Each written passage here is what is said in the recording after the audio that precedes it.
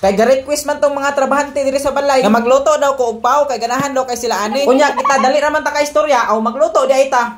Karon na pong adlaw guys, naa na po tay lutoon. Kaning ginatawag nila og paw. Bitaw sa una pa ko gahirit-hirit, nangutana ko sa uban kung makaon ba ni siya. Unya ni ana man sila nga makaon daw, nya ako dili po kumutuo kay basig dili makaon ba. Masantil mo nya tag makakaon ani. Moto wa man kumutuo, di wa jud ko makakaon. Unya sakto sad ganing galublak sa balay. Nangutana ko sa ilaha ba nga makaon ba ning paw. Nya ana sila nga o daw, lami daw kay na. Moto wala ra sad ko. Kay di pa jud ko makatuo ba nga makaon ba na. Samtang kalingkod-lingkod ko kadali. Ni ana tong isa nga naay paw diha. Basin pwede ta magluto. Aw dali ra man ta ka istorya. Nanguha dayon ko kilid sa balay. Daghan kay punuan dring napita. Dugay na kay ni mga pila na ni katuig, wa pa ko nabuhi, naanan ni sila.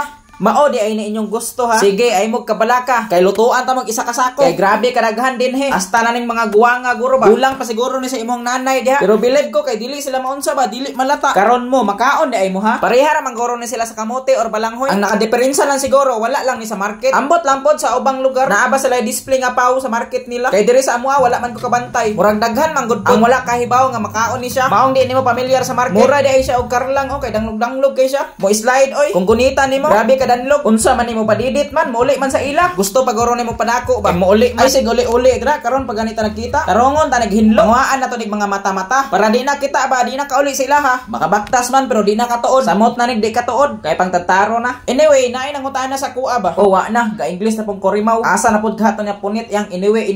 Bitaw guys, naay nangutana sa kuha nganong ingon ani daw kung content, mga food vlogging. Naa man gud ko sa probinsya. Unya ganahan ko magluto-luto ba? Kana kaning feeling nimo nga di ka kabaw muluto. Pero imong content kay luto-luto. Bahala na pamatak-an ra tani. Support ra gud mo sa kuha gud. Unsa man mo ay komportable mo kung ingon ani ang content nako gud. Depende ra po na sa tao kung asay komportable sa iya. Asa ang imong hiyang idigo. Kung hiyang ka sa kuha, pwede ra pud magkita. Daghan magnindot nga content nga pwede nimo pilian. Pero akong napili kay kaniman, diri amang ko komportable. Mag-vlog apong kog mga travel nako. Pero pohon pa na siya. Pero as of now kay naaraman ko diri sa balay. Diri ra sa ako mag-content sa palibot. Basi natinga mo dira nganong naanay tono. Ako man gud nang latikon kay isagol nako tong pawron dira. Mao man gud daw na inindot sa pagluto. Samtang galata taog paw, magbuhat sa taglatik diri ah. Multitasking tirada ba? Naay giberadahan sa pikas, naapay giberadahan diri sa pikas. Ana ra gud, mura ra gud nag-ikaw. Pamatak-an ra nato na pagluto diha. Di na gud nato na perfecton og maayo gud. Kay basin pagtilaw nila ba makaingon sila asa naman ni dapet. Luto na oh. Lamia kaayo. Timing kaayo kay ulan-ulan ba. Sa gulan dayon nimo kape. Sulbad ang kagutom sa bitok. Ngun ani dayon ang view oh. Lamia paminawon kaayo. Murag naa ka sa communal runs ba. Pagkaon naguro nato ni sa ilaha. Kay basig makulatahan pa ta ni mga bataan ni sila ra bay request. Abot naman na inyong order kauni sa inyo dira. Awa ra guning isa diri aw gapiyong-piyong sa kalami. Mutuon ako nga makaon din ni siya. Lami man di ay kaayo ni. Tungod sa kalami, grabe gisi nila oh.